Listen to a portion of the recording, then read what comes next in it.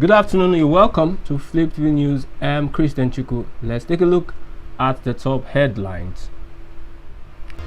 Buhari welcomes Tinubu to Aso Rock. IPOB not protecting Igbos. That is from the army. Now the UN Secretary General arrives in Nigeria. Without rotational presidency, there will be problems in Nigeria. That's from Governor Akeredolu. On NURTW crisis, police summons MC Oluomo. Now in business, electricity firms owe banks 861.14 billion naira.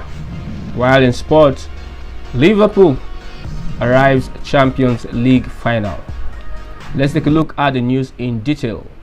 A former Lagos State governor, a presidential aspirant, Bola Tinubu, on Tuesday night visited the President, Major General Muhammadu Buhari, at his official residence in the Presidential Villa, Abuja.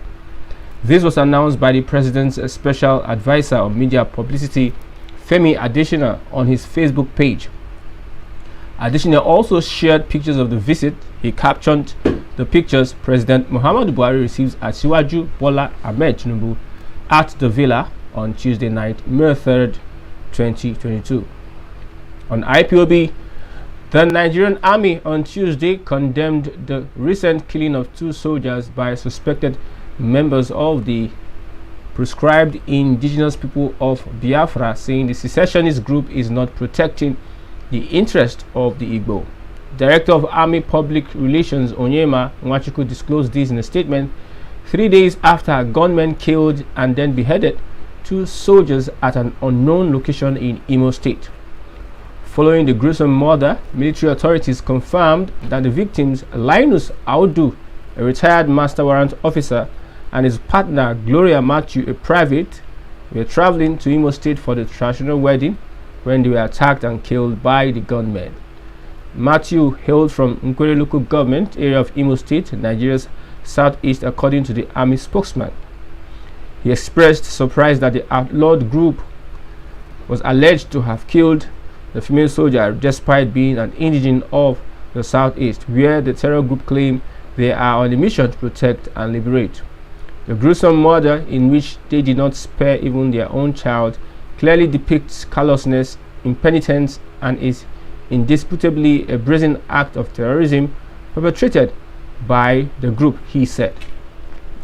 On UN Secretary General visiting Nigeria, United Nations Secretary General Antonio Guterres has arrived in Nigeria on a 2-day official visit to Africa's most populous country.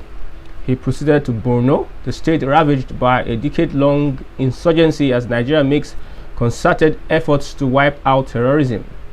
According to the United Nations Information Center in Nigeria, Guterres is expected to meet with the Borno State Governor, Babagana Zulum, in Maiduguri, the state capital, before embarking on a field mission where he will meet families affected by the Boko Haram conflict ravaging the region for more than 12 years. The UN chief will also evaluate the impact of climate change on vulnerable communities and assess progress made, as well as the challenges to the COVID-19 recovery. From there, he is scheduled to head to Abuja to meet with President Muhammadu Buhari and Vice President Yemi Osinbajo and other top cabinet officials.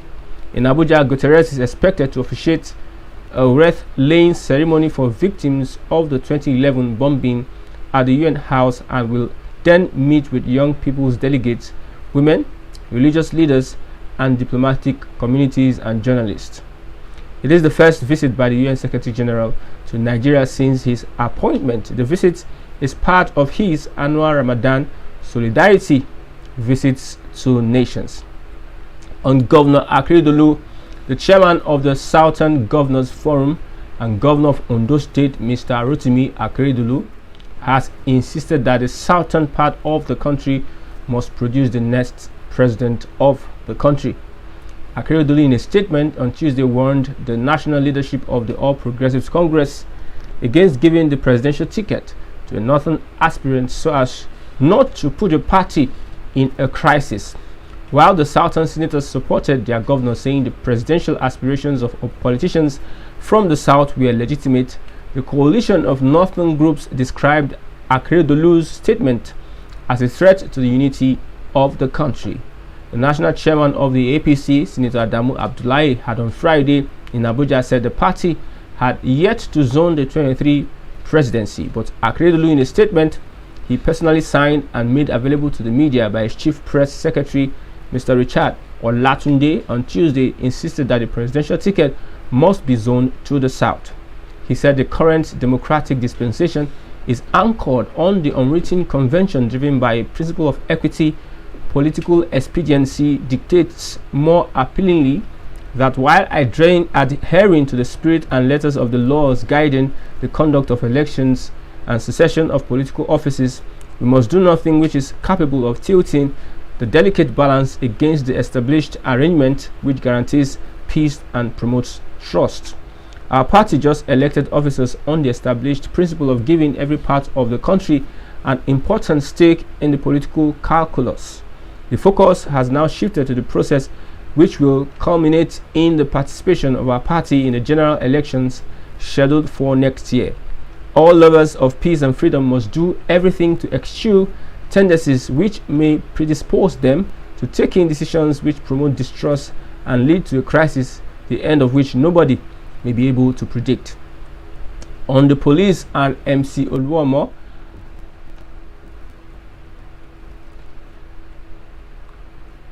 according to the police spokesman, Alabi separately met MC Oluomo and Itijaba in his office, where he admonished them to prevail on the teaming followers to act within the confines of the law.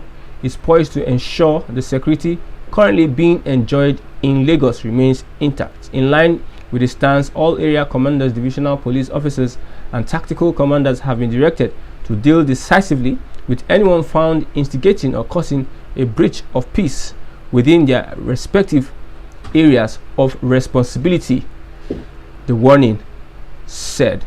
The warning has become imperative following incessant clashes, fracas, and malicious damage to the property recently experienced in some parts of Lagos, mostly linked to the issues surrounding the management of motor parks within the states. Hence, the police had earlier summoned MC Oluomo. Now in business, the debt owed to Nigerian banks by operators in the power sector rose to 12.83% in 1 year to 861.14 billion naira in December 2021, amidst the lingering problems plaguing the sector since it was privatized over 8 years ago, according to the Central Bank of Nigeria data. The media had reported in July 2020 that the core investors in the distribution companies were looking to restructure the loans advanced to them by banks for the acquisition of the power assets. In November 2013, the nation's distribution and generation companies were privatized through the Bureau of Public Enterprises, fetching about $3.2 billion for the federal government, as the DISCOs and GENCOs were sold for $1.7 billion and $1.5 billion respectively. Federal government officially privatized the 6 successor power generation companies and 11 distribution firms that were unbundled from the defunct Power Holding Company of Nigeria. The acquisitions by the core investors were financed mostly by debts, a significant portion of which was provided by local banks. Power generation firms and independent power producers increased their total debt to 522.2 billion naira in December 2021 from 443.37 billion naira in December 2020, according to figures obtained from the CBN. Transmission and distribution firms owed banks 338.94 billion naira as of December 2021, from up 319.85 billion naira a year earlier. Now to sports on Liverpool. Liverpool held off a stirring comeback from Villarreal to reach the Champions League final on Tuesday, as second half goals from Fabinho, Luis Diaz, and Sadio Mane secured a 5-2 aggregate victory. Trailing 2-0 from the first leg, Villarreal sparked hopes of a remarkable turnaround in the return at the Estadio de la Ceramica after Boulaye Dia finished in the 3rd minute and Francis Coquelin headed in another to level the tie to draw. But Jurgen Klopp threw on Diaz for Diogo Jota at the interval to stick Liverpool into life, and it worked, the visitors scoring 3 times in 12 minutes to kill off Villarreal's revival and advance to their 3rd Champions League final in 5 years. Liverpool will await the winner of Real Madrid and Manchester City, who play their 2nd leg at the Santiago Bernabeu on Wednesday, with City leading 4-3 from the opener last week. Either City or Madrid will offer a sterner test than Villarreal, but after a chastening experience at Anfield last week, Unai Emery's side delivered a spirited performance that rattled Liverpool and showed why they knocked out both Juventus and Bayern Munich to reach the semi-finals. Liverpool were careless, perhaps complacent even in the first half, but sensational in the second, finding an intensity and pace Villarreal were simply unable to match. We've come to the end of the news on Flip. Hope you enjoyed the report. Thanks for watching. I am Christian Chugu.